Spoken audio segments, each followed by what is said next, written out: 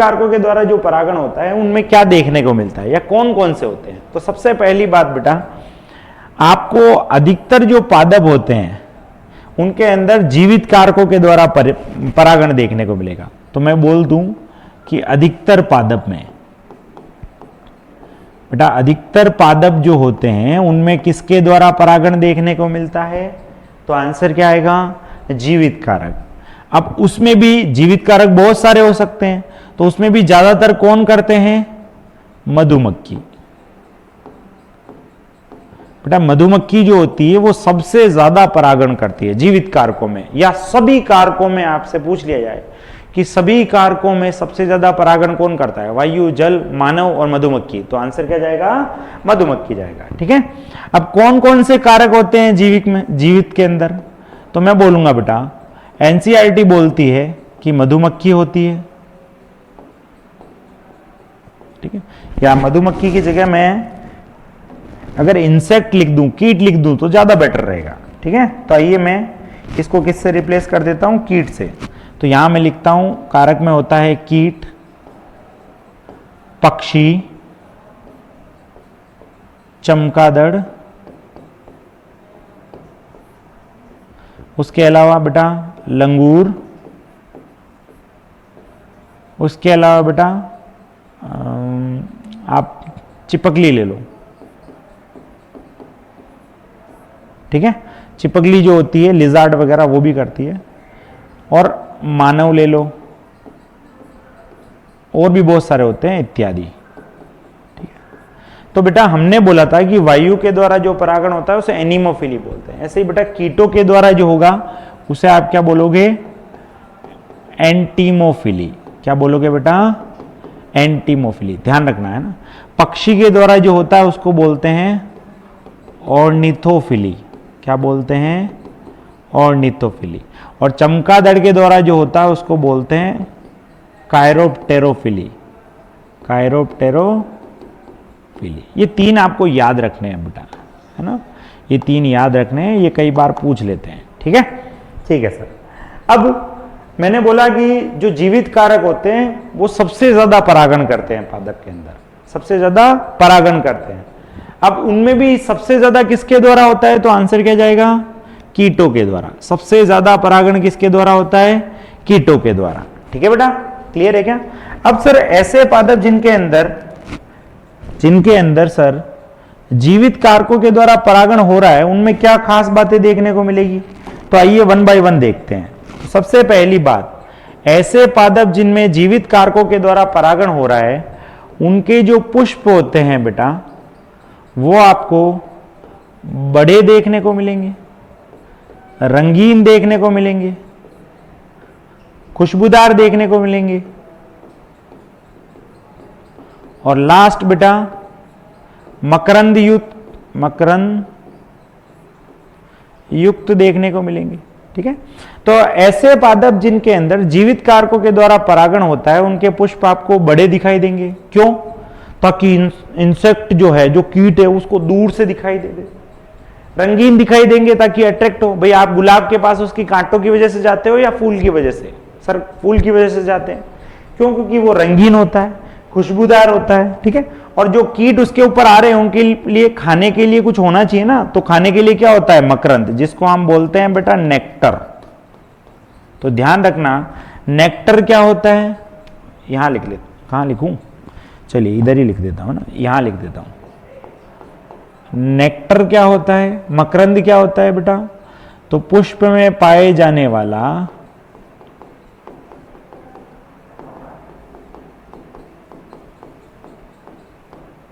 खाने वाला भाग, अपने लिए नहीं, कीटों के लिए, है ना। अरे यार, पुष्प में पाए जाने वाला खाने वाला भाग किसके लिए? कीटों के लिए, उसे आप नेक्टर बोलोगे। ठीक है, तो पहली बात तो पुष्प बड़े होने चाहिए, रंगीन होने चाहिए, खुशबूदार होने चाहिए, मकरंद युक्त होने चाहिए। दूसरा, अगर सर मान लो किसी पादप के अंदर पुष्प छोटे हुए, तो वो जो अगर पुष्प छोटे हुए, अगर पुष्प छोटे हैं तो बहुत सारे पुष्प बहुत सारे पुष्प मिलकर बड़ा पुष्प क्रम बना लेंगे।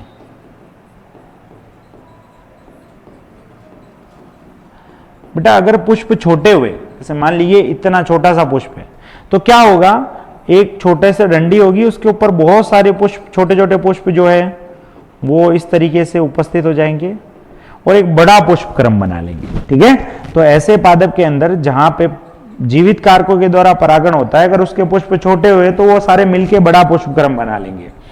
उसके अलावा बेटा जिनके अंदर बीटल्स यानी भंवरों एवं,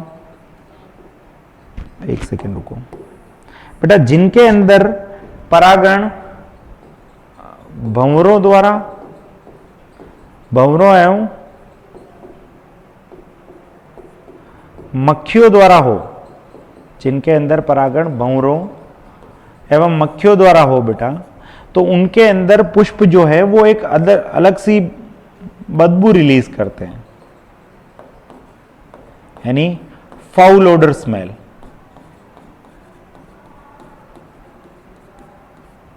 फाउल ओडर स्मेल क्यों?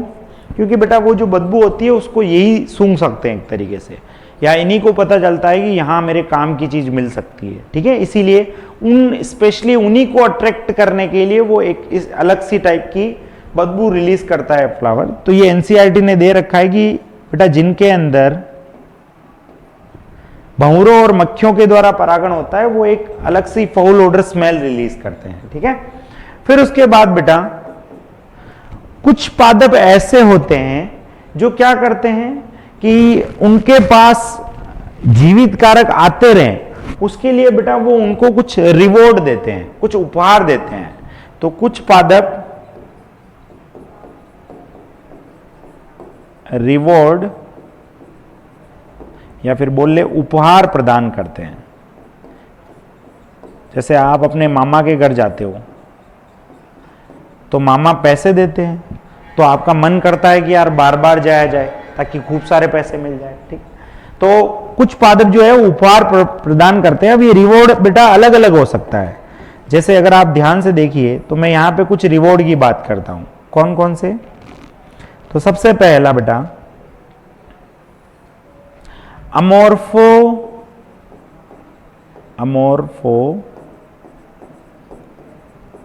अमोर्फोफेलस पादप। ये जो अमोर्फोफेलस पादप होता है बेटा, इसका जो पुष्प है बेटा, इसका पुष्प जो है वो 6 फीट का होता है, सबसे बड़ा पुष्प, सबसे बड़ा पुष्प। ठीक है, दूसरा ये जो अमोर्फोफेलस पादप होता है बेटा, इसका पुष्प जो है वो 6 फीट का होता है, सबसे बड़ा पुष्प होता है। ठीक है, अब ये क्या करता है ये पादप? तो ये परागण करवाने के लिए अपने पुष्प में जो पक्षी होता है, ये जो पुष्प होता है बेटा अमोर्फोफेलस पादप का, इसका पुष्प 6 फीट का होता है, सबसे बड़ा पुष्प है या सबसे लंबा पुष्प है। एक्चुअली सबसे लंबा सही रहेगा, सबसे लंबा पुष्प है।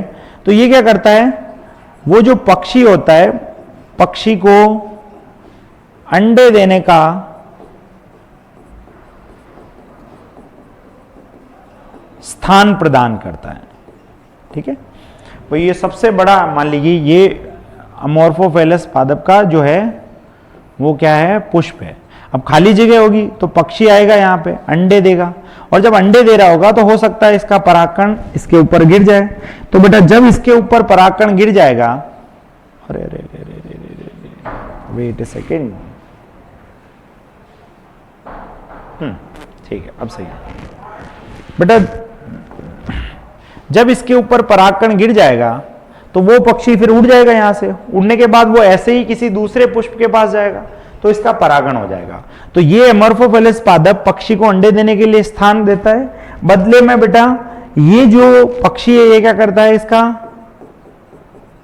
परागण कर देता है। ठीक है, तो पहला रिवॉर्ड तो ये हो गया। दूसरा बेटा एक और एग्जाम्पल आता है किसका, मैं इसी को कंटिन्यू कर रहा हूं यहां पे, यूका पादप एवं मोथ। मोथ क्या है बेटा? एक तरह का भंवरा है। क्या है? भंवरा। ठीक है। तो युका पादप जो होता है बेटा, ये युका पादप जो है बेटा,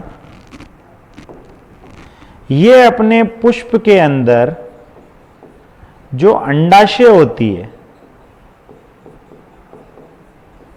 ध्यान दीजिए, मैंने बोला था कि ये पुष्प है और पुष्प का जो मादा भाग होगा उसको आप अंडक बोलोगे, और उसके अंदर जो खाली भाग है उसको आप क्या बोलोगे?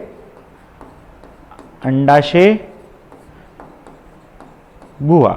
बेटा ये जो खाली भाग है, ये अंडाशय गुहा जो है, यहां पे ये मौत क्या करता है बेटा?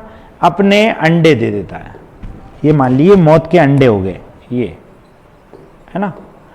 और ये अंडे जब फटेंगे बेटा, तो यहां से क्या निकलेगा? सर यहां से निकलेगा लार्वा।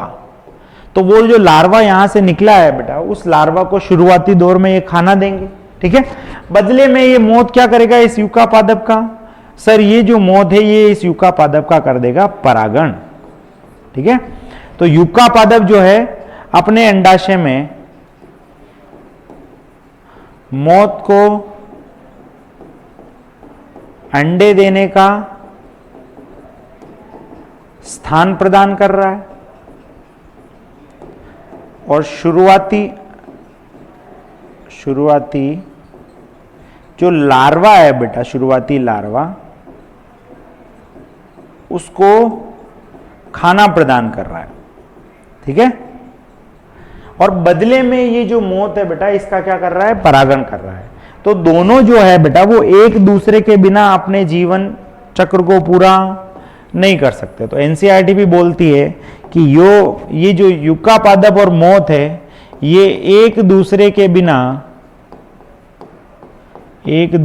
बिना जीवन चक्र पूरा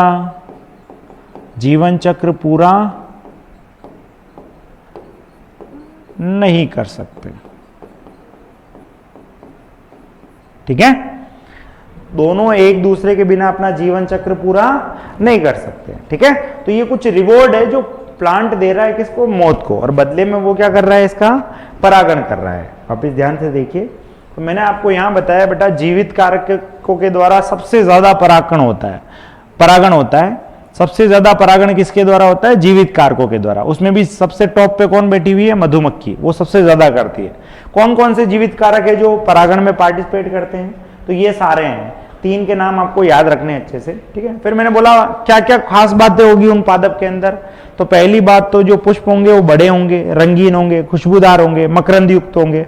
और अगर मान लीजिए पुष्प छोटे हुए तो वो बहुत सारे आसपास उपस्थित होकर एक बड़ा पुष्प क्रम बनाएंगे। फिर जिनके अंदर भंवरों और मक्खियों के द्वारा परागण होता है, वो एक तरह की फाउल ओडर स्मेल यानी बदबू वाली स्मेल रिलीज करता है उनको अट्रैक्ट करने के लिए। कुछ पादप जो होते हैं बेटा वो क्या करते हैं? रिवॉर्ड देते हैं। किसको? जीवित कारक को, ताकि वो उनके पास बार बार आए या उनका परागण करे।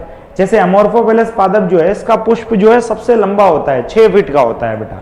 तो ये क्या करता है? पक्षी को अंडे देने के लिए जगह प्रदान करता है, बदले में पक्षी इसका क्या कर देता है? परागण। ऐसे ही एक और एग्जाम्पल हमें दिखता है युका पादप और मौत का। बेटा युका पादप का जो पुष्प होता है उसके अंडाशय में ये मौत अपने अंडे देता है, और जब अंडा फटता है तो जो लार्वा होता है उसको शुरुआती दौर में ये खाना प्रदान करता है। बदले में मौत इसका क्या कर देगा? परागण। तो दोनों एक दूसरे के बिना अपने जीवन चक्र को पूरा नहीं कर सकते। ठीक है। फिर बेटा एक और टर्म आता है जिसको हम बोलते हैं पोलन रोबर, या इसी को हम नेक्टर रोबर भी बोलते हैं। ये क्या होता है? तो बेटा कुछ कीट जो है वो कीट जो होते हैं वो क्या करते हैं? जो पुष्प के अंदर मकरंद होता है, ये मान लीजिए कीट है, ये आएंगे इस मकरंद को खाएंगे, और बदले में इनको क्या करना था? इस पादप के परागकण को ले जाना था। बदले में क्या करना था? सर बदले में ये जो कीट है, इस कीट के परागकण को ले जाना था, है ना। इस परागकण को लेके जाना था किसके पास? दूसरे पुष्प, इसी प्रजाति का एक और पुष्प था, उसके मादा भाग के पास लेके जाना था। लेकिन ये क्या करते हैं? यहां से खाया और फिर यहीं से कल्टी मार ली, उसके पास नहीं लेके जाते। तो ऐसे कीट या ऐसे जीवित कारक जो नेक्टर का यूज कर ले या अपने शरीर के ऊपर परागण जो है, परागकण जो है बेटा, उनको ओढ़ ले लेकिन उसको मादा बाग के पास ना पहुंचाए, उनको हम क्या बोलते हैं? पोलन रोबर या नेक्टर रोबर। ठीक है, तो पोलन रोबर और नेक्टर रोबर वो जीवित कारक होते हैं जो मकरंद का यूज कर लेते हैं, पादप के अंदर अंडे भी दे देंगे या कुछ और काम जो करना है वो कर लेंगे, लेकिन उनका परागण नहीं कर पाएंगे। तो ऐसे को हम क्या बोलेंगे? पोलन रोबर या नेक्टर रोबर। क्लियर है क्या मेरी बात? समझ में आया बेटा? तो ये हो गया बेटा जीवित कारक। ठीक है, तो अगर जीवित कारक से सवाल आएगा तो वो यहीं कहीं से आएगा। क्लियर है क्या मेरी बात? ठीक है, उसके बाद बात करते हैं बेटा, ये हो गया हमारा पूरा का पूरा क्या सर, परागकण जो है वो अपने आप नहीं जा सकते मादा के पास, तो आपने बताया कि उसको ले जाने वाले कोई ना कोई कारक होंगे। तो हमने पढ़ा सबसे पहले जो कारक होते हैं वो दो तरीके के होते हैं, एक जो जिंदा होते हैं उसको जीवित बोलते हैं, एक जो मरे हुए बोलते हैं उनको अजीवित बोलते हैं। तो उसके बारे में मैंने सारी बातें आपको बता दी।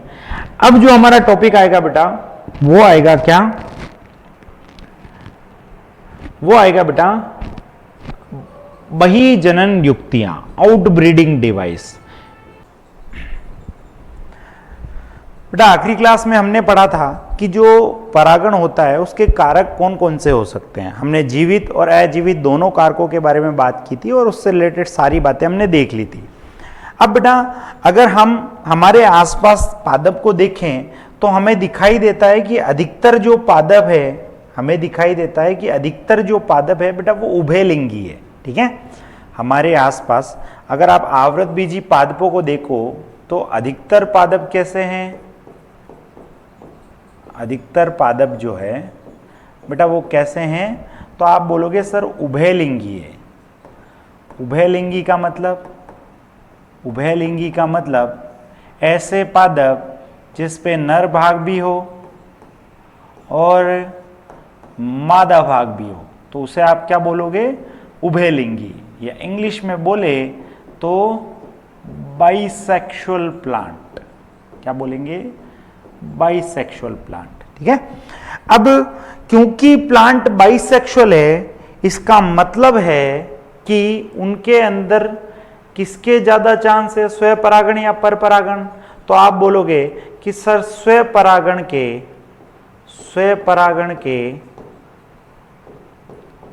ज्यादा चांस, स्वपरागण के क्या है बेटा? ज्यादा चांस है।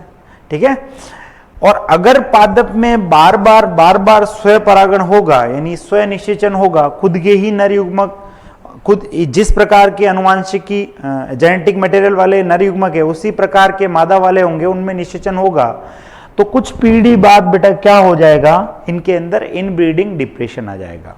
तो उसी इनब्रीडिंग डिप्रेशन को हम किस नाम से जानते हैं? अंत्य प्रजनन अवनमन। किस नाम से जानते हैं? अंत्य प्रजनन अवनमन। इसी को इंग्लिश में हम बोलते हैं बेटा इनब्रीडिंग डिप्रेशन। क्या बोलते हैं? Inbreeding depression. क्या बोलते हैं इसको? Inbreeding depression. बेटा इनब्रीडिंग डिप्रेशन क्या होता है पहले तो आप वो समझिए। इनब्रीडिंग डिप्रेशन का मतलब है बेटा, इनब्रीडिंग डिप्रेशन का मतलब है कि अगर आप पादप में लगातार स्वपरागण कराएं या हो, पादप में लगातार स्वपरागण हो, तो उत्पादन क्षमता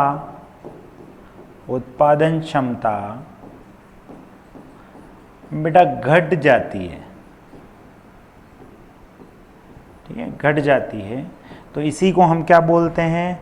अंत्य प्रजनन अवनमन।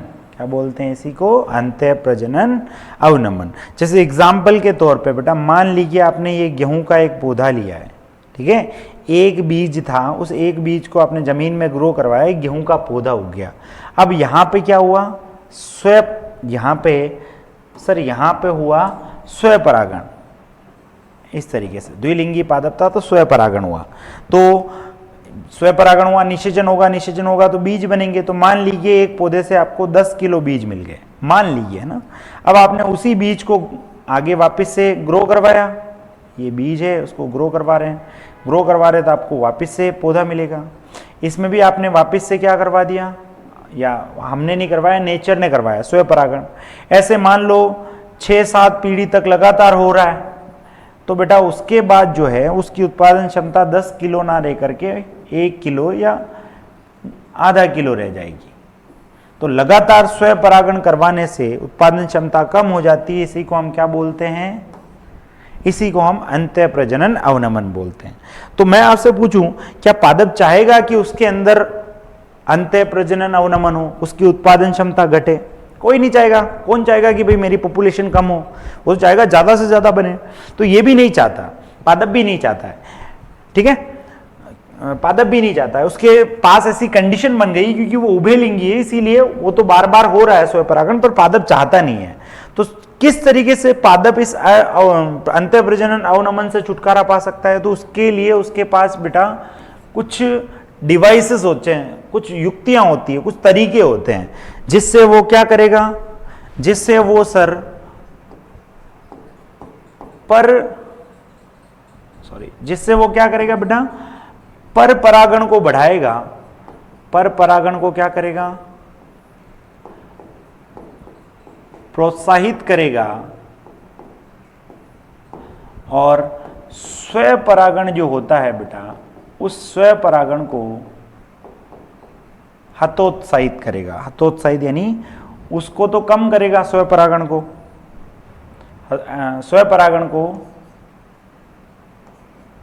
हतोत्साहित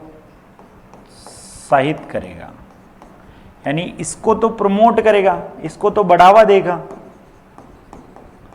और इसको जो है वो रोकेगा, स्टॉप करेगा। और इसके लिए उसके पास कुछ मेथड पाए जाते हैं बेटा, कुछ युक्तियां पाई जाती है। तो उन्हीं युक्तियों को हम क्या कहते हैं, आउट ब्रीडिंग डिवाइस। क्या बोलेंगे, आउट ब्रीडिंग डिवाइस।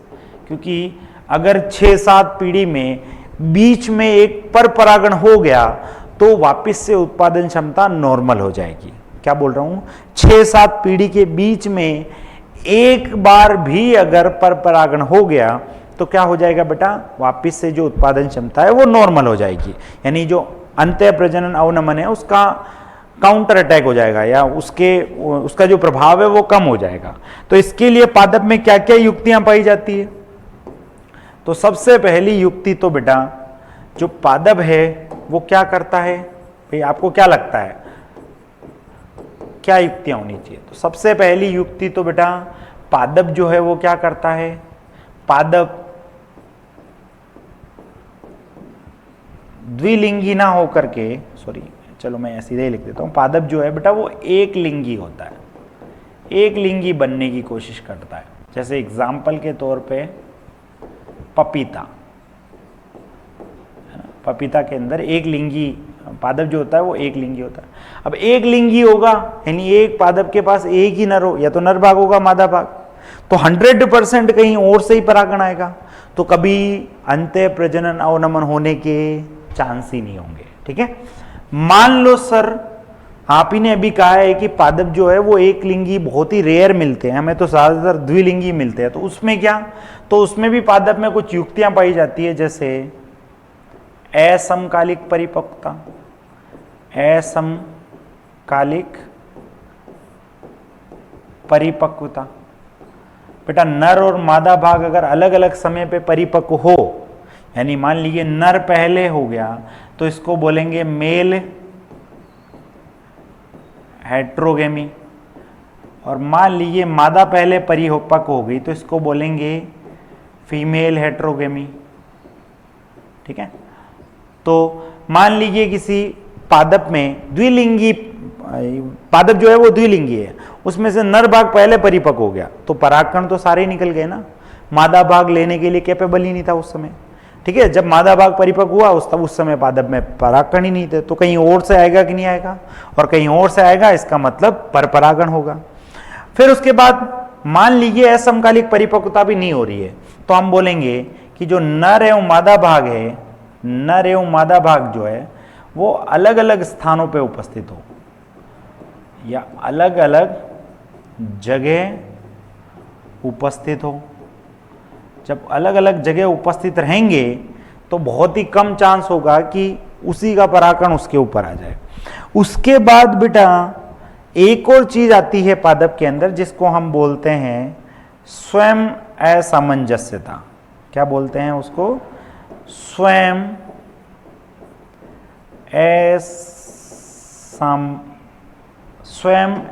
असामंजस्यता। स्वयं असामंजस्यता, एक सेकेंड बेटा, स्वयं असामंजस्यता में आधा नहीं आएगा, है ना। इसी को हम इंग्लिश में बोलते हैं सेल्फ इनकम्पैटिबिलिटी, BLITY, ठीक है। Self incompatibility. सेल्फ इनकम्पैटिबिलिटी क्या होती है बेटा? कुछ पादप ऐसे होते हैं जो अपने परागकण का वर्तिकाग्र के ऊपर परागनली जनन नहीं करने देते। कुछ परागकण ऐसे होते हैं जो अपने परागकण का जनन जो है या अपने परागकण की परागनली जनन जो है वो कभी नहीं होने देंगे। तो 100% यहाँ पे कहीं बाहर का परागकण आएगा और उसकी परागनली का जनन होगा, और उसकी परागनली का जनन होगा। इसका मतलब क्या होगा बेटा? पर परागण होगा कि नहीं होगा? होगा सर। तो ये सारी जो युक्तियां हैं बेटा, ये सारी युक्तियां मिलके क्या करती है? पर परागण को प्रमोट करती है और स्वयं परागण को रोकती है, ताकि इनब्रीडिंग डिप्रेशन से बचा जा सके। क्लियर है क्या मेरी बात? तो स्वयं असामंजस्यता के अंदर मैं लिख देता हूं बेटा, वो थोड़ा ध्यान रखना है कि कुछ पादप अपने परागकण का जनन नहीं करते हैं। इसी को हम क्या बोलते हैं? स्वयं असामंजस्यता बोलते हैं। क्लियर है क्या मेरी बात? ठीक है। तो सर मुझे समझ में आ गया बाह्य जनन युक्तियां क्या है। अब हम आगे पढ़ेंगे बेटा किसके बारे में? अब हम आगे पढ़ेंगे बेटा, क्योंकि हम पढ़ रहे थे पुष्पी पादपों में लैंगिक जनन, और हमने डिटेल से देख लिया निषेचन पूर्व घटनाओं को। किसको देख लिया? निषेचन पूर्व घटनाओं को, जहां हमने ये भी देख लिया कि युग्मक कैसे बनता है और उसका स्थानांतरण भी देख लिया। अब हम देखेंगे दूसरी घटना के बारे में जिसको हम बोलते हैं निषेचन घटना। क्या बोलते हैं बेटा? निषेचन घटना। तो अगला टॉपिक जो है वो है हमारा निषेचन घटना।